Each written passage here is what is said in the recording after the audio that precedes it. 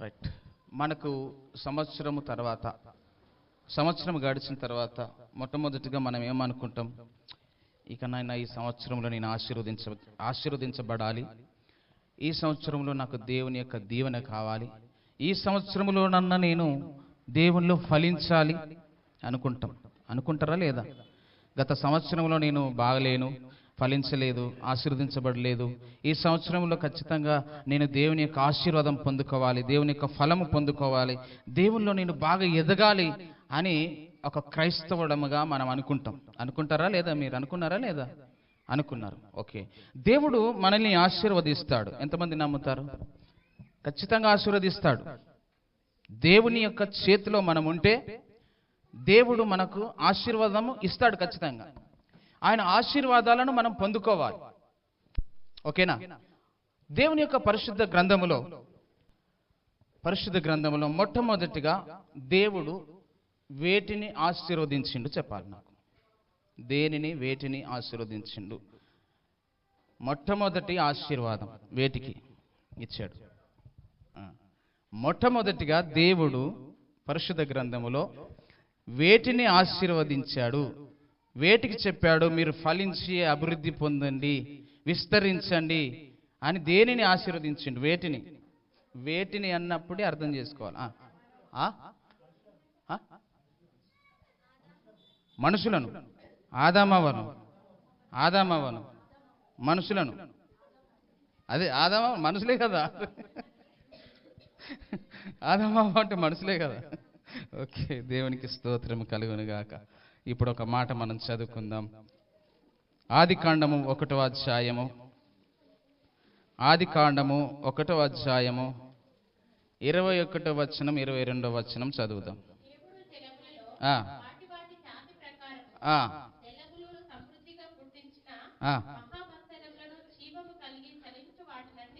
అన్నిటిని మహామత్స్యములను జీవము కలిగి చెల్లించు వాటిని అన్నిటినీ దాని జాతి ప్రకారము రెక్కలు గల ప్రతి పక్షిని సృజించెను. అది మంచిదని దేవుడు చూసెను. ఇప్పుడు చెప్పుతాడు దేవుడు వాటికి, మీరు ఫలించి అభివృద్ధి పొంది. ఇప్పుడు ఇది మనుషులక చేపలక? నీళ్ళల్లో ఏవైతే ఉంటాయో, నీళ్ళల్లో ఏవైతే జీవిస్తాయో వాటికి చెప్తున్నాడు. నెక్స్ట్ పక్షులకు చెప్తా ఉన్నాడు, భూమి మీద విస్తరించునుగాక అనియు వాటిని ఆశీర్వదించెను. చాలు. ఓకే, ఇప్పుడు చెప్పండి, ఫస్ట్ ఆశీర్వాదం ఎవరికి ఇచ్చిండు?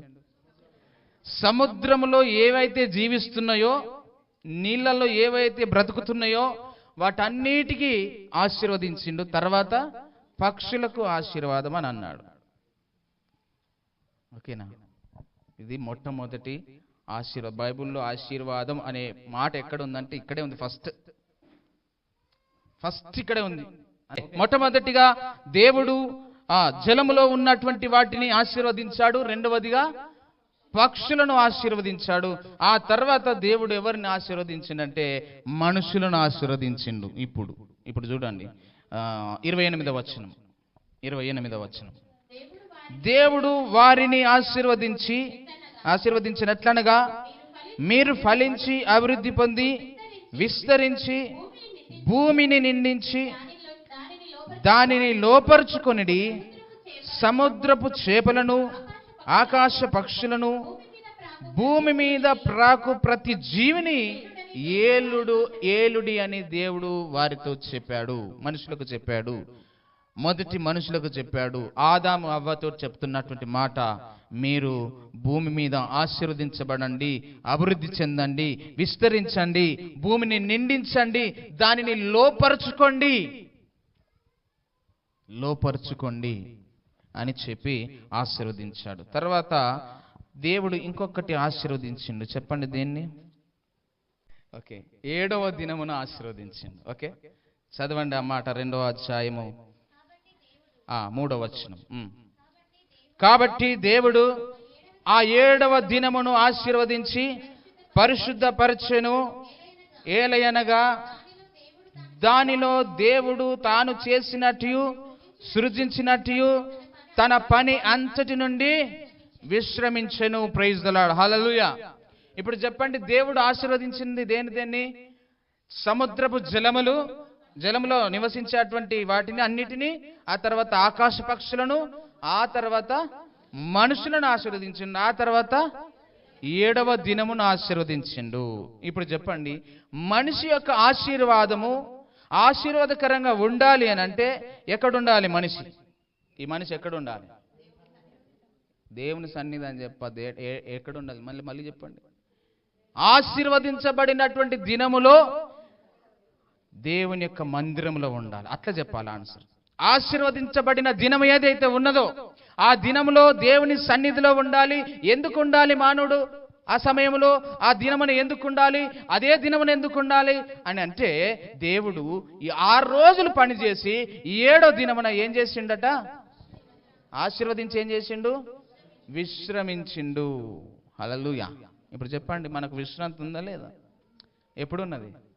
ఎన్ని రోజులు పని చేయాలి? వాక్య ప్రకారంగా చెప్పండి. 6 రోజులు పనిచేసి 7వ దినమున. మరి మిగతా వాళ్ళు ఎక్కడున్నారు ఇప్పుడు? ఇంటికాడ విశ్రాంతి తీసుకుంటారు. చాలా మంది దేవుని యొక్క వాక్యమును అనుసరించడం లేదు. మనం అనుసరిస్తున్నామని చెప్పుకుంటాము కానీ అబద్ధాలు ఉంటాయా, నిజం ఉంటుందా చెప్పండి? నేను వాక్యానికి లోబడుతున్నా అంటారు, మరి ఏది? దేవుడు చెప్పనియేమో చేస్తాం, చేయమన్నా ఏమో చెయ్యము. మళ్ళీ ఏమన్నా అడిగితే నేను బరాబరే ఉన్నా, వాక్యానికి లోబడుతున్నా, నాతో దేవుడు మాట్లాడుతుండు అని అంటారు. నువ్వు ఆశీర్వదించబడాలి అని నీకు ఉన్నప్పుడు, 2025 సంవత్సరంలో నీ ఆశీర్వాదము నీకు లేనప్పుడు, 26లో దేవా నాకు ఆశీర్వాదం కావాలి అని నువ్వు అడుగుపెట్టినప్పుడు, దేవుడు నిన్ను నడిపించినప్పుడు, ఈ 26వ సంవత్సరములో ఈ మొదటి ఆశీర్వదించబడినటువంటి ఈ పునరుత్థాన దినములో ఎక్కడున్నావు? ఆశీర్వాదాలు కావాలనుకున్నటువంటి వారు ఎక్కడుండాలి? ఇక్కడ దేవుని సన్నిధిలో ఉండాలి. దేవుని వాక్యం ఈ విధంగా సెలవిస్తుంది, యెహోవా ఇచ్చు ఆశీర్వాదము ఐశ్వర్యమునిస్తది. హల్లెలూయా. నరుల కష్టము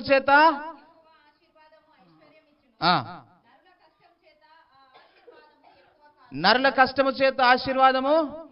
ఇప్పుడు కష్టపడుతున్నటువంటి వారికి మీరు ఇంటికి పోయినాక చెప్పుర్రి. ఇవాళ చర్చిలో లేని వాళ్ళకి ఇంటికి పోయినాక చెప్పుర్రి. మీకు గలిస్తే చెప్పుర్రి, అన్నా అక్క నువ్వు కష్టపడినంత మాత్రాన నీ ఆశీర్వాదం ఎక్కువ కాదు, నీ సంపాదన ఎక్కువ కాదు. ఇగో 7వ దినమున దేవుడు ఆశీర్వదించబడినటువంటి ఆ 7వ దినమున నువ్వు దేవుని సన్నిధిలో ఉంటే దేవుడు చెప్పాడు, ఇగో ప్రభాకర్ అన్నకు వాగ్దానం చేసిండు. ఏమని? ఈ సంవత్సరం వాగ్దానం ప్రభాకర్ అన్నది. అది ఏంది?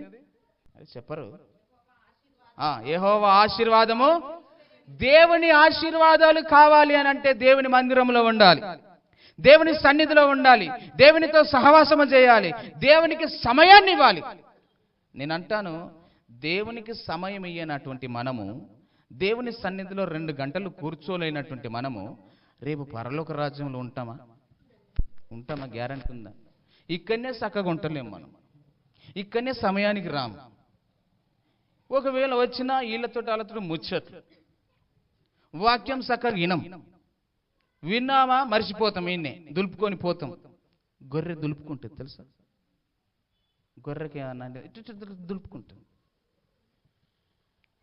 దులుపుకొని పోతాం మనం ఇక్కడనే. మరి నీవు ఆశీర్వదించబడాలి అని అంటే దేవుని మందిరములో 7వ దినమున ఆశీర్వదించబడినటువంటి ఈ 7వ దినమున దేవుడే విశ్రమించండు. నీకెందుకు లేదు విశ్రాంతి? చాలా మంది అంటూ ఉంటారు, నాకు అసలు రెస్ట్ లేదు, నాకు అసలు టైం లేదు, నాకు అసలు చాలా బిజీ. దేవుడే 6 రోజులు పనిచేసి 7వ రోజున విశ్రమించుకున్నాక నీకెందుకు? దేవుడే చెప్పిండు, నేను విశ్రమించుకున్నా, నేను విశ్రాంతి తీసుకున్నా, నీకు కూడా విశ్రాంతి ఇస్తా, రా నా దగ్గరికి అని అన్నాడా లేదా? నువ్వు విశ్రాంతి తీసుకో. 6 రోజులు కష్టపడి 7వ దినమున విశ్రాంతి తీసుకో, దేవుని సన్నిధిని అనుభవించు, ప్రార్థన చెయ్యి, ఆశీర్వదించబడతావు. దేవుని అడుగు, ఆ యొక్క ఆశీర్వాదం నీకు ఐశ్వర్యం ఇస్తుంది. మనం చాలాసార్లు దేనికి కష్టపడతాం? డబ్బుల కోసం, తిండి కోసం. కదా. ఈఎంఐల కోసం, వీటి కోసం, వాటి కోసం ఇక్కడ కష్టపడి పని చేస్తూ ఉంటాం. అసలు రెస్ట్ లేకుండా చేస్తూ ఉంటాం. 24 గంటలు చేసే వాళ్ళు ఉన్నారు. ఓటీలు చేసేటోళ్ళు లేరా డ్యూటీలల్లో? ఎందుకు? అప్పులు ఎక్కువైనాయని, ఈఎంఐలు ఎక్కువైనాయని, ఇవని అవని. నేను అంటాను, ఓటీలు చేసినంత మాత్రాన నీదేం ఎక్కువ కాదు. నువ్వు డ్యూటీలు 24 గంటలు చేసినంత మాత్రాన ఎక్కువ కాదు. నీకు ఏది కావాలో అది దేవుడు ఇస్తానని వాగ్దానం చేసిండా లేదా? పరిశుద్ధ గ్రంథంలో ఉన్న వాగ్దానాలన్నీ మనయా కాదా? చెప్పాడు, నీకేది కావాలో అడుగు, నా నామమున. ఇంతకు మునుపు నువ్వు అడగలేదు, ఇప్పుడు నువ్వు నా నామమున అడుగు, నేను నీకు ఇస్తాను అని అన్నాడు. ఇస్తానన్న దేవుడు ఇవ్వడా? మరెందుకు మళ్ళా కష్టం మీద ఆధారపడడం? ఎందుకు మనుషుల మీద ఆధారపడడం? ఇస్తానన్నవాడు ఖచ్చితంగా ఇస్తాడు. ఇస్తానని చెప్పిన వాడు మాట తప్పని వాడు. అది మనకు తెలియదా సత్యం? మనకు తెలియదా సత్యం? మాట తప్పని వాడైనా, మాట ఇచ్చి నెరవేర్చుకునే దేవుడు మన దేవుడు. రోషము కలిగిన దేవుడు అయినప్పటికీ కూడా, ఇవన్నీ తెలిసినప్పటికీ కూడా పోవాలి. ఏడో రోజు కూడా విశ్రమించద్దు. మనం ఆదివారం కూడా మనకు పనులు పెట్టుకోవాలి. ఇక ఆశీర్వదించబడాలంటే ఎట్లా ఆశీర్వదించబడతాం? మరి ఇంకెట్లా ఆశీర్వదించబడతావు? కష్టం చేస్తే ఆశీర్వాదం వస్తుందా? వాక్యం అట్లా చెప్తలేదు కదా.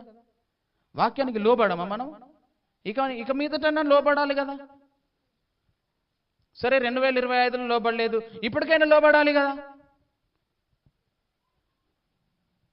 అందుకని 7వ దినమున దేవుడు విశ్రమించాడు, విశ్రాంతి తీసుకున్నాడు. ఆ యొక్క ఆశీర్వాదం మనకిస్తానని చెప్పి వాగ్దానం చేసిండు. దేవుని యొక్క పరిశుద్ధ గ్రంథములో ఆశీర్వదించును అనేటువంటి మాట ఎన్నిసార్లు ఉందో తెలుసా? 11 సార్లు ఉంది. ఆశీర్వదించెను అనే మాట. ఆశీర్వదించి అనే మాట ఎన్నిసార్లు ఉందో తెలుసా? దాదాపుగా 30 సార్లు ఉంది ఆశీర్వదించి అనే మాట. పిలిచినవాడు నమ్మకమైన వాడు, పిలిచినవాడు వాగ్దానం చేసినవాడు, పిలిచినవాడు వాగ్దానం చేసి నెరవేర్చేవాడు నా దేవుడు నాకున్నాడు. ఇర్మియాతో అంటాడు, నువ్వు ఒకవేళ భయపడి నేను చెప్పమన్న మాటలు చెప్పలేదనుకో బిడ్డ, వాళ్ళ ఎదుట నీకు భయం కలిగబెడతాను అన్నాడు. వాళ్ళతోటి నీకు భయం కలిగిస్తా. ఉన్నదా లేదా మాట? మరి నేనేమో లేని చెప్తానేను. ఇలా ఇర్మియాకు చెప్తున్నాడు మాట. మరి నాకెందుకు ఈ గోసాన్ని నేను అప్పుడప్పుడు అనిపిస్తుంది నాకు. కనుక దాదాపుగా 30 సార్లు ఆశీర్వదించి అనేటువంటి మాటను మనం చూస్తూ ఉంటున్నాం. ఇప్పుడు 9వ అధ్యాయంలో చూడండి, దేవుడు నోవాహును ఆశీర్వదించాడు. 9వ అధ్యాయం 1వ వచనం చదవండి త్వరగా. ఆదికాండము 9వ అధ్యాయం 1వ వచనం. దేవుడు నోవాహును ఆశీర్వదించెను, అతని కుమారులను ఆశీర్వదించి, మీరు ఫలించి అభివృద్ధి పొంది భూమిని నింపండి. చాలు చాలు, మీరు ఫలించి అభివృద్ధి పొందండి, మీరు ఫలించి అభివృద్ధి పొందండి. ఓకే, తర్వాత 12వ అధ్యాయంలో అబ్రహామును ఆశీర్వదించాడు దేవుడు. చూడండి 12వ అధ్యాయం.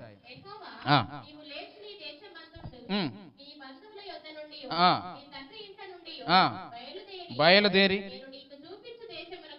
నేను నీకు చూపించు దేశమునకు వెళ్ళుము, నిన్ను గొప్ప జనముగా చేస్తా, నిన్ను ఆశీర్వదిస్తా, నీ నామమును గొప్ప చేస్తా,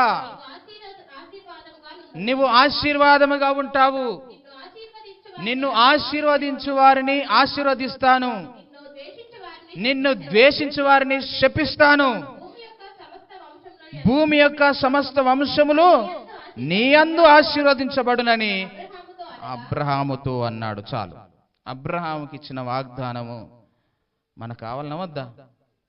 ఎంత మంచి మాటలు చెప్తుండు కదా, ఎంత శ్రేష్టమైన మాటలు. అసలు ఒకటే మాట, నేను నీకు చూపించు దేశానికి నువ్వు వెళ్ళు, అక్కడ నిన్ను గొప్ప జనముగా చేస్తా, నిన్ను ఆశీర్వదిస్తా, నిన్ను ఆశీర్వదించు వారిని నేను ఆశీర్వదిస్తా, నిన్ను ఎవరైతే శపిస్తారో, ఎవరైతే దూషిస్తారో వారిని నేను శపిస్తా, నువ్వు అనేకులకు ఆశీర్వాదకరంగా ఉంటావు, ఈ భూలోక జనులందరూ కూడా నీ వలన ఆశీర్వదించబడతారు అని ఇంత గొప్ప వాగ్దానం చేసిండు అబ్రహాముకు.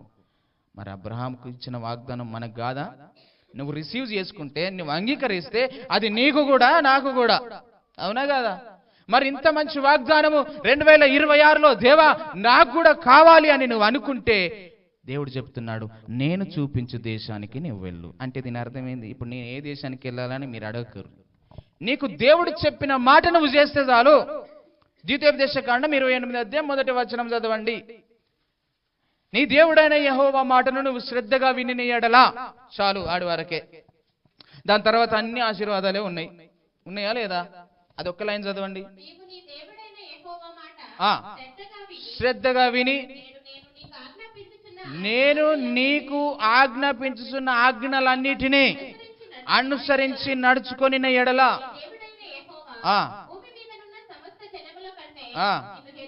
చాలు. ఎంత మంచి మాటలు చూడండి.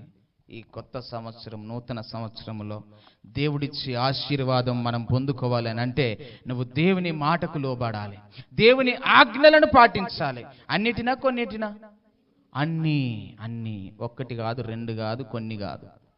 నువ్వు అన్ని ఆజ్ఞలను నువ్వు పాటించాలి. అన్ని ఆజ్ఞలు అంటే ఎన్ని ఆజ్ఞలు ఉన్నాయి పాస్టర్ గారు బైబిల్లో అని ఇప్పుడు మీరు అడిగిరు అనుకో, పాత నిబంధనలో మస్తు ఆజ్ఞలు ఉన్నాయి. కానీ కొత్త నిబంధనకు వచ్చేసరికి ఎన్ని ఉన్నాయి?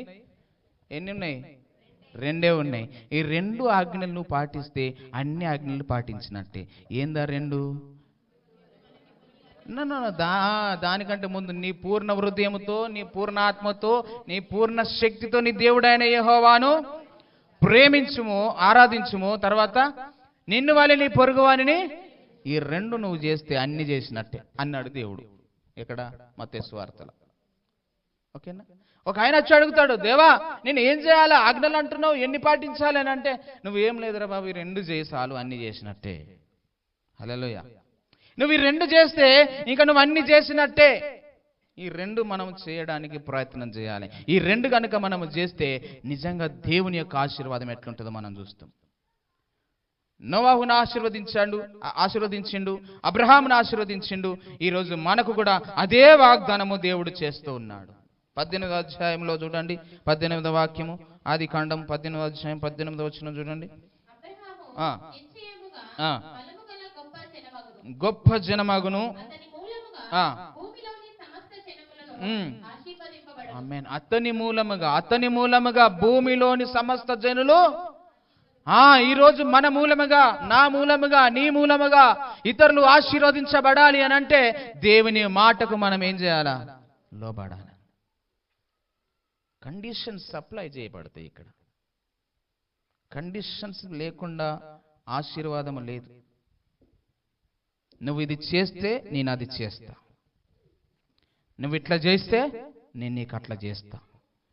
లేదు ప్రభువా నేను ఉట్టిగానే ఉంటా, నువ్వు చేసేది చేయి అంటే చేయడు. నువ్వు ఉట్టిగంటే నేను ఎందుకు చేస్తా అంటాడు. నువ్వు చేసేదాన్ని బట్టే నీకు ఆశీర్వాదం ఉంటుంది. నువ్వు చేసేదాన్ని బట్టే ఆశీర్వదించబడతాం మనం. అందుకనే అబ్రహామును ఆశీర్వదించింది. అబ్రహాము ద్వారా ఈ లోక నివాసులందరినీ దేవుడు ఆశీర్వదిస్తానని చెప్తున్నాడు. 22వ అధ్యాయంలో చూడండి, 16, 17, 18 వచనాలు చదవండి.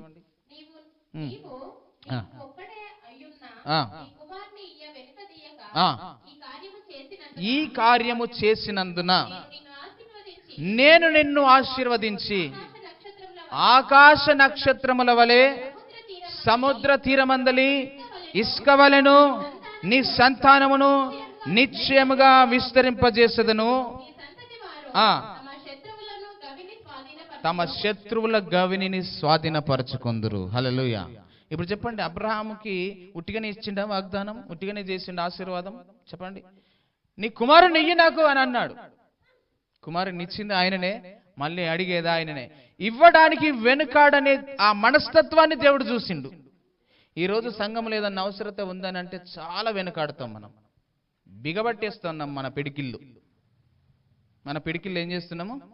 కొన్ని సంఘాలు మీరు చూడండి, పెద్ద పెద్ద సంఘాలలో చూడండి, కొన్ని చిన్న సంఘాలు కూడా చూడండి, దేవునికి ఇవ్వడానికి వెనుకాడనప్పుడే దేవుడు నిన్ను చూసి ఆశీర్వదిస్తాడు. ఈరోజు మనకి ఏదన్నా అవసరం ఉంది, ఓ చిన్న వస్తువు అవసరం ఉంది, మనం ఎన్నిసార్లు ప్రకటన చేసినా కానీ ఇక్కడ చేతులు లేవై.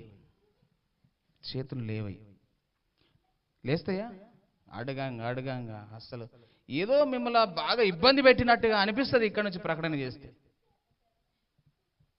ఇబ్బంది పడద్దు. దేవునికి ఇచ్చుట విషయంలో ఇబ్బందిగా నువ్వు ఫీల్ అవ్వద్దు.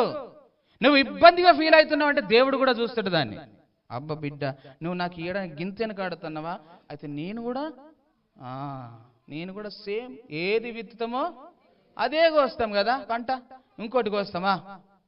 కొయ్యలేము కదా. మనకు తెలుసు కదా ఇవన్నీ వాక్యాలు. మళ్ళీ చిన్నపిల్లల లెక్క ప్రవర్తిస్తాం. ఏంది మనం? తెలిసిన వాక్యాలే. వరి పంట వేసి మొక్కజొన్న చేను కొత్తానంటే కుదురుతుందా? అట్టెట్లా కుదురుతుందండి? కుదరదు. నువ్వు వరితే వరే, కంది చేను పెడితే కందియే, మొక్క చేను పెడితే మొక్కలే. అట్లనే నువ్వు ఏది చేస్తే దేవుని కార్యం విషయంలో, దేవుని పని విషయంలో నీకు అదే చేస్తాడట. కొంతమంది ఆటంకపరిచే వాళ్ళు కూడా ఉంటారు, ఇచ్చేవారిని. దేవుడు వారికి కూడా చేస్తాడు అట్లనే. దేవుడు కూడా ఆపేస్తాడు. నాకు ఇవ్వడానికి నువ్వు ఆపుతున్నావు కదా, నేను కూడా ఆపేస్తా. Same to same. తప్పేం లేదు కదా, న్యాయమే కదా. దేవుడు న్యాయవంతుడు కదా. అన్యాయం చేస్తాడా దేవుడు? చేయడు. ఆయన న్యాయవంతుడు, న్యాయంగా ఉంటాడు. నువ్వేం చేస్తాడో ఆయన చేస్తాడు. అందుకనే అబ్రహాముని అడిగిండు, అబ్రహాం నీ కుమారుని నాకంటే ఒక్క మాట కూడా మాట్లాడకుండా తీసుకుపోయి బలి అర్పించడానికి సిద్ధపరిచిండు, కత్తి లేవట్టిండు. అప్పుడు చెప్పిండు, అబ్రహాం ఆగు, నీ కుమారుణ్ణి, నువ్వు ప్రేమించే కుమారుణ్ణి నాకు ఇయ్యడానికి నువ్వు వెనకాడలేదు కనుక ఇక నేను ఆశీర్వదిస్తానే. నాకు అర్థమైంది నీ సంగతి, నీ మనస్తత్వం నాకు అర్థమైంది. అసలు నువ్వు నాకు ఇయ్యడానికి కొంచెం కూడా ఆలోచించలే, కొద్దిగా కూడా నువ్వు వెనుక చేయలే, బిగబట్టలే, భార్య సలహా తీసుకోలే, పని వాళ్ళ సలహా తీసుకోలే, ఎవరి సలహా తీసుకోలే. నేను అడిగినా నువ్వు తెచ్చినావు అంతే. బ్లెస్డ్ నువ్వు అంతే. Praise the Lord. హల్లెలూయా. దేవుడు ఇక్కడ మీరు గమనించండి, పెద్ద పెద్ద సంఘాలు ఎందుకు ఆశీర్వదించబడ్డాయి, వారి సంఘాలు పెద్దగా ఎందుకు కట్టబడ్డాయి, ఎందుకు పెద్ద పెద్ద మందిరాలు చేయబడ్డాయి, ఎందుకు వారి సంఘాలలో మంచి సౌండ్ సిస్టమ్ ఉంది, ఎందుకు ఇవన్నీ చేస్తున్నారని అంటే వారు ఇస్తుంటే ఆశీర్వాదం కలుగుతుంది. మన ఇంటిని బాగు చేసుకుంటున్నాం, మన గృహాలను బాగు చేసుకుంటున్నాం.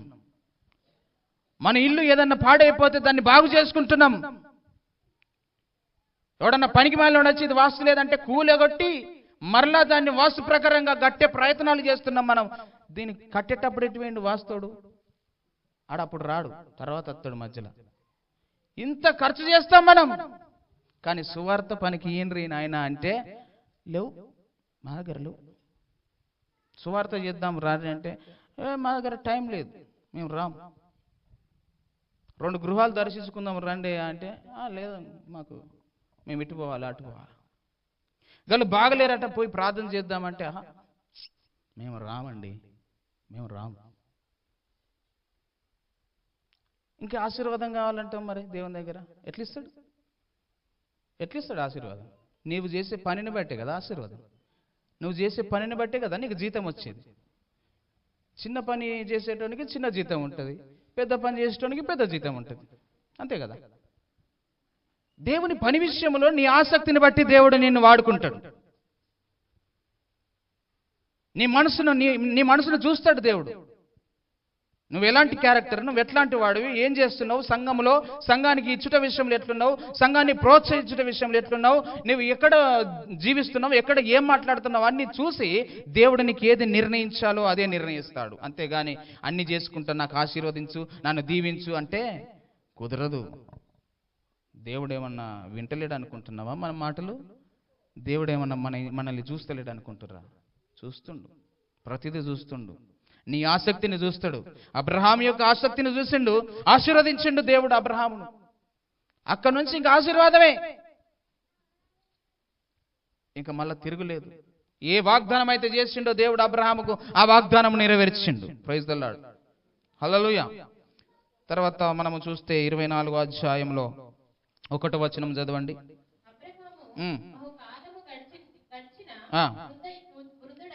ఉండెను, అన్ని విషయములలోనూ యెహోవా అబ్రహామును ఆశీర్వదించెను. Praise the Lord. హల్లెలూయా. అన్ని విషయాలలో ఆశీర్వదించబడాలి మనం ఈ సంవత్సరము. అన్ని విషయాలలో, పంట పొలాల విషయంలో, ఉద్యోగాల విషయంలో, స్టడీస్ విషయంలో, కుటుంబ విషయంలో, పిల్లల విషయంలో, ఆర్థికంగా, శారీరకంగా, ఆత్మీయంగా అన్ని విషయాలలో మనము ఆశీర్వదించబడాలి అని దేవుడు కోరుకుంటున్నాడు. ఈ ఆశీర్వాదం మనకు వద్దా? కావాలి. ఆశీర్వాదం వద్దన్నట్లు ఎవరు లేరు కదా, ఖచ్చితంగా కావాల్సింది. ఆశీర్వాదం ఉంటేనే మనము ఇంకా ముందుకు వెళ్ళగలుగుతాం. హల్లెలూయా. కాబట్టి అన్ని విషయములలో అబ్రహామును దేవుడు ఆశీర్వదించిండు. అబ్రహామును ఉట్టిగానే ఆశీర్వదించలేదు. అబ్రహాం చరిత్రను మీరు చదువుకోండి తర్వాత. ఓకే, 24వ అధ్యాయం 31వ వచనం చదవండి. లాబాను యెహోవా లాబాను చెప్తున్నాడు, యెహోవా వలన ఆశీర్వదించబడినవాడా లోపలికి రాము. మీరు బయట ఎందుకు కూర్చున్నారు? బయట ఎందుకు నిలబడ్డారు? లోపలికి రాని. యెహోవా చేత ఆశీర్వదించబడిన వారులారా ఉన్నారా బయట ఎవరన్నా? వాళ్ళకి చెప్తుంది వాక్యం. యెహోవా చేత ఆశీర్వదించబడిన వారులారా మీరు బయట నిలవడేలా లోపలికి రండి. లోపలికి అయినా వత్తలేరు చూడాలి. దేవుడు చెప్తున్న మాట. హల్లెలూయా. దేవుడు చెప్తున్న బయట నిలబడద్దు. నువ్వు ఆశీర్వదించబడిన వాడు, నువ్వు దీవించబడినటువంటి వాడు కనుక నువ్వు ఎక్కడుండాలి? లోపట ఉండాలి. నువ్వు బయట ఉండొద్దు, నువ్వు లోపట ఉండాలి. చెప్తుండు. లాబాను పిలుస్తున్నాడు, బయట ఉన్నటువంటి ఆ యొక్క పని వాడిని పిలుస్తున్నాడు, ఎలియాజర్ని పిలుస్తున్నాడు. ఓ యెహోవా చేత ఆశీర్వదించబడిన వాడా లోపలికి రా, నువ్వెందుకు బయట నిలుస్తున్నావు అని చెప్పి పిలుస్తున్నాడు. ఈరోజు మనము యెహోవా చేత ఆశీర్వదించబడిన వాళ్ళం. హల్లెలూయా, హల్లెలూయా. తర్వాత ఇంకొక మాట మనం చూస్తే గనక అసలు ఫలించుట అంటే ఏంటిది మన దృష్టిలో? చెప్పండి, ఫలించుట అంటే ఏంటిది? ఫలించాలన్నది కదా మనందరికీ. ఫలించాలని ఉందా లేదా? మరి అంటే ఏంటిది ఫలించడం అంటే ఏంటిది? దేవుడు ఆదామవలను ఆశీర్వదించిండు, ఫలించండి, అభివృద్ధి పొందండి, విస్తరించండి అని. ఓకే, దేవుడు అబ్రహామును ఆశీర్వదించిండు, దేవుడు నోవాహును ఆశీర్వదించిండు. ఇట్లా దేవుడు మనందరినీ ఆశీర్వదిస్తుండు, ఇస్సాకును కూడా ఆశీర్వదించిండు. అసలు ఫలించడం అంటే ఏంటిది? ఫలము ఎట్లా ఫలించాలి అని మనకుంది, ఆశ ఉంది. కానీ కొన్ని పనికిరాని మొక్కలు మన చుట్టూ ఉన్నాయి, పనికిరాని కొమ్మలు ఉన్నాయి. మనం ఒక వృక్షాన్ని పెట్టుకున్నాం, ఒక చెట్టును పెట్టుకున్నాం. ఆ చెట్టు ఎదుగుతా ఉన్నది, ఫలించడానికి సిద్ధంగా ఉన్నది. కానీ కొన్ని పనికిరాని కొమ్మలు అడ్డం వస్తున్నాయి. ఏం చేయాలి వాటిని? చెప్పరు. ఇక్కడ ఒక చెట్టు ఉంటుంది, అది ప్రతిసారి మేము కట్ చేస్తూ ఉంటాం. కొమ్మలన్నీ పెద్దగా పెరుగుతాయి. ఫలించని కొమ్మలే అడ్డదిడ్డంగా పెరుగుతాయి, ఫలించేటివి చక్కగా పెరుగుతాయి, క్రమంగా ఉంటాయి. అవునా కాదా? చదవండి యోహాను సువార్త 15వ అధ్యాయం 1వ వచనం. నేను నిజమైన ద్రాక్షవల్లిని, నా తండ్రి వ్యవసాయకుడు. నాలో ఫలింపని ప్రతి తీగను ఆయన తీసి పారవేస్తాడు. ఫలించు ప్రతి తీగే మరి ఎక్కువగా ఫలించవలెనని దానిలోని పనికిరాని తీగలను. ఆమేన్, ప్రైజ్ ది లార్డ్. వినండి జాగ్రత్తగా.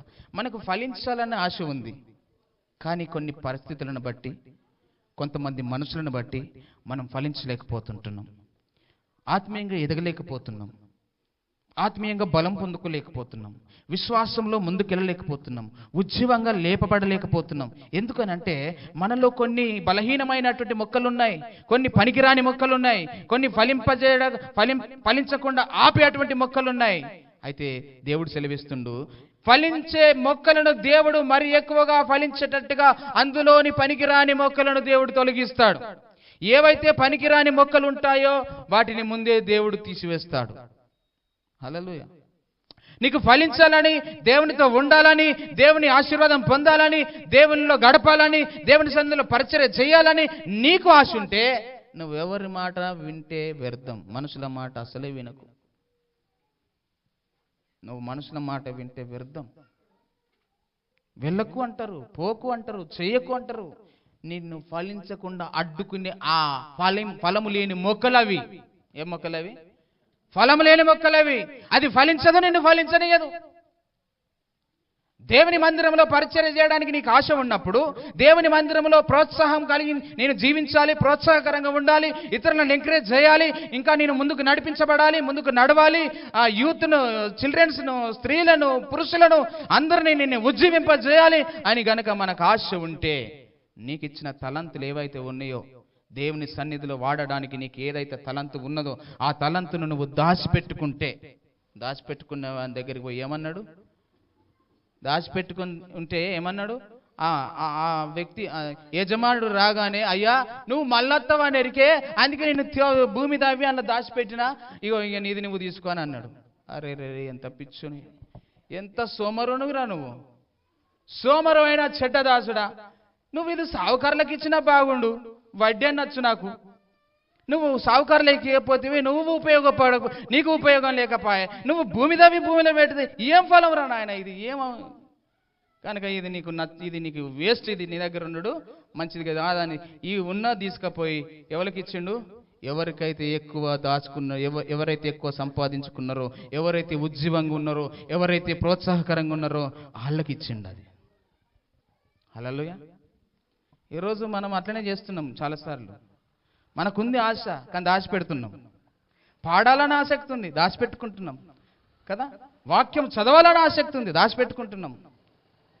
ప్రోత్సాహకరంగా ఉండాలని ఆశ ఉంది, దాచిపెట్టుకుంటున్నాం. మందిరంలో పరిచర్య చేయాలని ఆశ ఉంది, దాచిపెట్టుకుంటున్నాం. ఎవరో చెప్పిన మాటలు విని వెనకబడుతున్నాం. అది ఫలించని కొమ్మని అర్థం చేసుకో. నిన్ను ఫలించకుండా చేస్తున్న కొమ్మని అర్థం చేసుకో. అడ్డంకులనన్నిటిని తొలగించుకొని రా.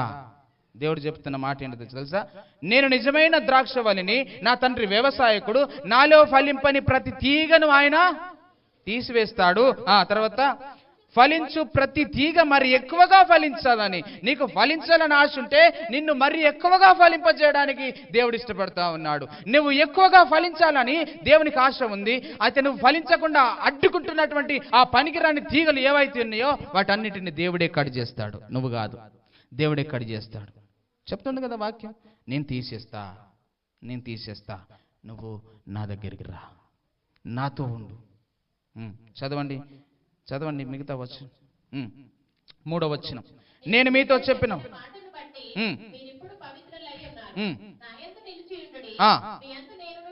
మీరు నా యందు నిలిచి ఉంటే నేను మీ యందు నిలిచి ఉంటాను. చూడండి, తీగ ద్రాక్షవల్లికి అత్తుకొని ఉంటేనే, నిలిచి ఉంటేనే ఫలిస్తుంది. ఒకవేళ తీగ దాని నుంచి కట్ అయిపోతే, దాని నుంచి వేరైపోతే అది ఎండిపోతుంది, అది పనికిరాని తీగ లెక్క అయిపోతుంది. దాన్ని తీసుకుపోయి ఇప్పుడు పొయ్యిలో వేసుకుంటారు, మంట పెట్టుకుంటారు, దాని చుట్టూ కూర్చొని చలి కాచుకుంటారు మంచిగా. ఏం చేస్తాం? ఎండిపోయిన పూలన్నీ ఏడెత్తాం, మళ్ళీ మంటకాడ ఎత్తాం కదా. మరి నువ్వు ఎండిపోవాలని దేవుడికి లేదు, నువ్వు ఫలించాలని ఉంది దేవునికి. నువ్వు దేవునిలో అత్తుకొని ఉంటే, దేవునితో సహవాసం కలిగి ఉంటే, ఆయనతో నువ్వు జత కలిసి ఉంటే నిన్ను మరి ఎక్కువగా ఫలించడానికి ఆయన ఆశపడతా ఉన్నాడు. కనుక ఇంకొక వచనం చదువుకుందాం. ఎవడైనా నా యందు నిలిచి ఎడల, 6వ వచనం చదవండి. 5వ వచనం 6వ వచనం. ద్రాక్షవల్లిని నేను, తీగలు మీరు. ఎవడు నా యందు నిలిచియుండునో, నేను ఎవని యందు నిలిచియుందునో వాడు బహుగా ఫలిస్తాడు. నాకు వేరుగా ఉండి మీరేమీయో చేయలేరు. ఎవడైనను నా యందు నిలిచియుండని ఎడల ఎండిపోతాడు. నీకు ఎండిపోవాలని ఉంటే అది నీ ఇష్టం. లేదు నేను ఫలించాలి, సంఘములో ఎదగాలి, ప్రార్థనలో ఎదగాలి, విశ్వాసంలో ఎదగాలి, దేవునిలో ఎదగాలి, నేను పరిచారకుడుగా ఉండాలి, పరిచర్య చేయాలి, దేవుని సన్నిధిని నేను అనుభవించాలి, దేవుని మందిరమును నేను అనుభవించాలి, ఇదంతా నేను చేయాలి, ఆశీర్వదించబడాలి అని నాకు ఆశ ఉంటే దేవుడు అంటున్నాడు, నిన్ను అడ్డుకునే తీగలు, నిన్ను ఫలించకుండా చేసే తీగలన్నిటినీ దేవుడు కడిచేస్తాడట. నువ్వు ఆయనలో ఉంటే బహుగా ఫలిస్తావు, ఆయనతో లేకపోతే నువ్వు ఎండిపోతావు. నిర్ణయం నీదే. చెప్పుడు మాట లేనిపోతున్నావా? పో, నిర్ణయం నీదే. వీళ్ళు నిన్ను అడ్డుకుంటున్నారా? ఇవ్వకుండా చేస్తున్నారా? పరిచర్య చేయకుండా చేస్తున్నారా? సహకరించకుండా చేస్తున్నారా? అట్లా అడ్డుకుంటానికి వస్తుంది శిక్ష, నీకు వస్తుంది. నిర్ణయం నీదే. ఆటంకములు అభ్యంతరములు కలుగును. అభ్యంతరములు చెప్పండి. అభ్యంతరములు రాక తప్పవు. అవి ఎవరి వలన వచ్చిన వారికి శ్రమ. అభ్యంతరాలు ఖచ్చితంగా వస్తాయి, అది మాకు తెలుసు. అయితే ఎవరి వలన వస్తాయో తెలుసా? వాళ్ళకు శ్రమ. ఎవరి వలన వస్తున్నాయో వాళ్ళకే శ్రమ. దేవుని వాక్యమే చెప్తుంది. తర్వాత ఫలించాలి అని అంటే ఇంకేం చేయాలో తెలుసా? ఫస్ట్ ఫలించాలంటే దేవునితోటి మనం హత్తుకొని ఉండాలి. ఆ తీగతో మనం హత్తుకొని ఉండాలి. దేవుడు ద్రాక్షవల్లి, ఆ ద్రాక్షవల్లికి మనం హత్తుకొని ఉండాలి. అప్పుడు మనం ఫలిస్తాము. రెండవదిగా కీర్తనల మొదటి గ్రంథము 1 కీర్తన 1 నుంచి 3 వచనాలు చదివితే చాలా శ్రేష్టమైన మాటలు మనం చూస్తాం. నువ్వు దుష్టుని ఆలోచన చొప్పున నడవకు, పాపుల మార్గమున నిలువకు, అపహాసకులు కూర్చుండు చోటన నువ్వు కూర్చోకు. నీకు సమయం ఉంటే దేవుని ధర్మశాస్త్రమును ధ్యానించు. దివారాత్రమును ధ్యానించువాడు. మనకు సమయం ఉంటుంది, మస్తు ఉంటుంది. కానీ ఎక్కడ టైం పాస్ చేస్తాం మనం? రోడ్ల మీద, అపహాసకులు కూర్చునే కాడ, దుష్టులు కూర్చునే కాడ నీకున్న సమయాన్ని వృధా చేసుకుంటున్నాం. మొన్ననే చెప్పిన సమయము లేదు మనకు. మనము చెడ్డ దినాలలో ఉన్నాం. సమయమును పోనీయక సద్వినియోగం చేసుకుందాం. అజ్ఞానుల వలె కాక జ్ఞానుల వలె నడుచుకుందామని మొన్ననే చెప్పిన. సమయం లేదు, వృధా చేసుకోకుర్రి, వృధా చేసుకోకండి సమయాన్ని. ఉన్న సమయాన్ని దేవుని కోసం వాడండి. నీ కోసం వాడుకో, దేవుని కోసం వాడుకో. టైం పాస్ చేయకు. టైం పాస్లోనే ఉంది, టైం పాస్ అయిపోతుంది, వెళ్ళిపోతుంది. నీ కోసం ఆగదు, అక్కడ ఆగుతుందా టైం? మళ్ళీ వస్తుందా రమ్మంటే? రాదు. అందుకనే యెహోవా ధర్మశాస్త్రమును దివారాత్రులు ధ్యానించువాడు అతడు నీటి కాలువన యోరను నాటబడినదై ఆకువాడక తన కాలమందు ఫలమిచ్చు చెట్టు వలె అతడు చేయనదంతయో ఇది ఆశీర్వాదం. నువ్వు వాక్యమును ధ్యానించుకుంటూ ఉండు. నీ సమయాన్ని దేవుని కొరకు కేటాయించుకుంటూ చూడు. నువ్వెట్లుంటావట? నీటి కాలువన యోరన నాటబడిన చెట్టు ఎట్లయితే పచ్చగా ఉంటుందో, నీటి కాలువన ఆ పక్కన ఉన్నటువంటి చెట్టు ఎప్పుడైనా ఎండిపోంగ చూసారా మీరు? ఎందుకు? దాని వేర్లకు ఎప్పటికీ ఏమున్నాయి? ఎప్పటికి పచ్చగా ఉంటుంది. అది ఆకువాడక ఫలమిచ్చు, దాని కాలమందు ఫలమిచ్చు చెట్టు వలె మనం ఉండాలా. పచ్చగా ఉండాలా, ఆశీర్వదించబడాలా. లాబాను ఆ యొక్క ఎలీజాజరును చూసి యెహోవా వలన ఆశీర్వదించబడిన వాడా లోపలికి రమ్ము అనే మాట ఎందుకు అన్నాడు? ఆయనను చూడంగానే అనిపించింది, ఓహో ఈయన దేవుని చేత ఆశీర్వదించబడిన వ్యక్తినా. Praise the lord. ఈరోజు మనల్ని చూస్తే అంటారు ఎవరన్నా? మనల్ని చూసి అనేటట్టుగా మనం ఉండాలి. ఈ 2026లో మనం ఉండాలి అట్లా. మత్తయి సువార్త 13వ అధ్యాయం 23వ వచనం. మూడవదిగా చూడండి, మత్తయి సువార్త 13వ అధ్యాయం 23వ వాక్యం. మంచి నేలను విత్తబడినవాడు వాక్యమును విని గ్రహించువాడు అట్టివారు సఫలులై ఒకడు 100 అంతలుగాను 60 అంతలుగాను ఒకడు 60 అంతలుగాను ఫలించును. Praise the Lord. హల్లెలూయా. ఇక్కడ మీకు తెలుసు విత్తువా అని ఉపమానం. ఇప్పుడు సండే స్కూల్ పిల్లల్ని అడిగినా కానీ చెప్తారు నాకు. విత్తువా అని ఉపమానం మనకు తెలుసు. విత్తువాడు విత్తడానికి వచ్చి విత్తనాలు విత్తుతుండగా ఎక్కడ పడ్డాయి? కొన్ని విత్తనాలు, కొన్ని రాతి నేలలో, కొన్ని ముళ్ళ పొదలో, త్రోవ ప్రక్కన, మంచి నేలల. ఈ అన్నిటి గురించి చెప్పి మంచి నేలన పడ్డ విత్తనం గురించి చెప్తున్నాడు చివరిగా. ఈ మంచి నేలన పడినటువంటి విత్తనం ఏదైతే ఉందో అది మొలకెత్తి ఫలిస్తుంది. రాతి నేలలో పడ్డ విత్తనం ఏదైతే ఉందో అది మొలకెత్తడానికి ప్రయత్నిస్తుంది, కానీ దాని వేర్లు కిందికి పోనందున, ఎందుకంటే రాళ్ళు అడ్డుకుంటున్నాయి కాబట్టి అది తొందరగా ఎండిపోతుంది. ముళ్ళ పొదల పడ్డ విత్తనం సంగతి ఏందనంటే అది ముళ్ళ పొదల పడ్డది, ఎదగాలని దానికి ఉన్నది, అది ఎదుగుతా అంటే ఈ ముళ్ళ పొదలు అణిసివేస్తున్నాయి. అంటే కొన్ని శ్రమలు, ఇబ్బందులు, ఆటంకాలు, వాళ్ళతోటి వీళ్ళతోటి కష్టాలు, నష్టాలు, ఇవన్నీ ఆటంకాలు వచ్చి అది ఎదగలేక ఆన్నే చచ్చిపోయింది. ఇంకొకటి తోవ పక్కన పడ్డది, దానికి ఏం అర్థమైతలేదు, పక్షి ఎత్తుకొని పోయింది. ఈడ కూర్చున్న వాళ్ళకి ఏం అర్థం కాని వాళ్ళు ఉంటారు చూడు, కత్తం వాళ్ళ జీవితాలు ఎక్కడుంటాయి? సాతాను చేతిలో ఉంటాయి. జాగ్రత్త. పక్షి వచ్చి ఎత్తుకొని పోయింది. ఇక మంచి నేలలో పడ్డ విత్తనం ఏంటంటే అది మంచిగా ఫలించింది. హల్లెలూయా. ఈ మంచి నేలలో పడ్డ విత్తనం గురించి ఏం చెప్తున్నాడు? అతడు వాక్యమును విని గ్రహించువాడు. వాక్యమును విని గ్రహించే వాళ్ళు ఎవరైతే ఉంటారో అది మంచి నేలలో పడ్డ విత్తనం లాంటిది. వాళ్ళు ఏం చేస్తారు?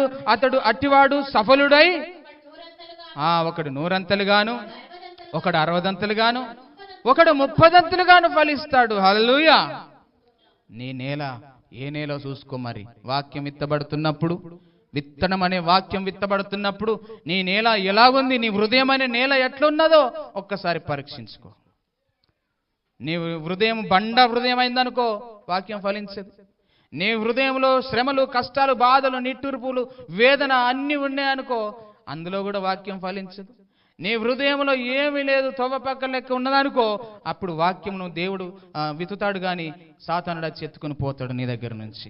ఒకవేళ నీ హృదయాన్ని వాక్యము కొరకు సిద్ధపరచుకొని ఉంటే నువ్వు ఫలిస్తావు అని దేవుని యొక్క వాక్యము సెలవిస్తా ఉన్నది. మార్కు సువార్తలో కూడా అదే చెప్పాడు, చదవద్దు. లూకా సువార్తలో కూడా అదే విషయాన్ని రాస్తూ ఉన్నాడు. మరి అన్ని విషయములలో మనం వర్ధిల్లాలి, అన్ని విషయములలో ఆశీర్వదించబడాలి అని అంటే మనం ఎట్లా ఫలించాలట? ఏ విధంగా ఫలిస్తాము? మొదటిది దేవునితో ఉంటే, ద్రాక్షవల్లితో తీగ ఉంటే ఫలిస్తుంది. రెండవది దివారాత్రుల వాక్యము ధ్యానిస్తే ఫలిస్తుంది. మూడోది వాక్యమును విని గ్రహిస్తే మనం ఆశీర్వదించబడతాము. మరి అన్ని విషయాలలో అనగా ఆధ్యాత్మికంగా, శారీరకంగా, ఆర్థికంగా కదా, అన్ని విషయాలలో మనం ఆశీర్వదించబడాలని దేవుడు కోరుతున్నాడు. అందుకే 23వ కీర్తన 1 ఏం చెప్తున్నాడు కీర్తనకారుడు? యెహోవా నా కాపరి, నాకు లేమి కలగదు. అంటే ఇంకా నీకేం కొదువ ఉండదు. ఇక అసలు నీ బ్రతుకంతా కొదువనే ముచ్చట రాదు. ఎప్పుడు? దేవుడు నీకు కాపరిగా ఉన్నప్పుడు, దేవుని నువ్వు ఆశ్రయించినప్పుడు, దేవుని ఆశీర్వాదం నీకున్నప్పుడు ఇక కొదువనే ముచ్చట నీకు రాదు. అందుకనే మనం ఏం చేయాలా?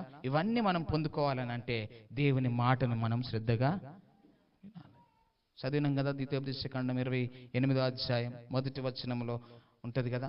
మనం దేవుని యొక్క మాటను శ్రద్ధగా విని ఆయన ఆజ్ఞలన్నిటిని మనం గైకొన్నట్లయితే దేవుడు మనల్ని ఆశీర్వదిస్తానని చెప్పి ఆ యొక్క వాగ్దానం చేస్తున్నాడు. ఈ సంవత్సరం 100 ఆశీర్వాదం మనం పొందుకోవాలా వద్దా? పొందుకోవాలి. దేవుడు మనల్ని ఆశీర్వదిస్తానని ఆయన సిద్ధంగా ఉన్నాడు. ఆశీర్వాదానికి అర్హుడుగా ఉన్నావా లేవా చూసుకోవాలి. మనం ఆశీర్వాదానికి అర్హులు ఎవరు అని అంటే దేవుని యొక్క వాక్యమును విని గ్రహించువారు, దేవుని వాక్యమును శ్రద్ధగా ధ్యానించువారు, దేవుని యొక్క వాక్యమును ఆజ్ఞలను పాటించువారు, దేవుని మాటకు లోబడువారు అన్నిటిలో ఆశీర్వదించబడతారు, అన్నిటిలో ఫలిస్తారు అని దేవుని వాక్యము సెలవిస్తుంది. ఈ సంవత్సరం మనందరికీ 100 ఫలం కలుగునుగాక.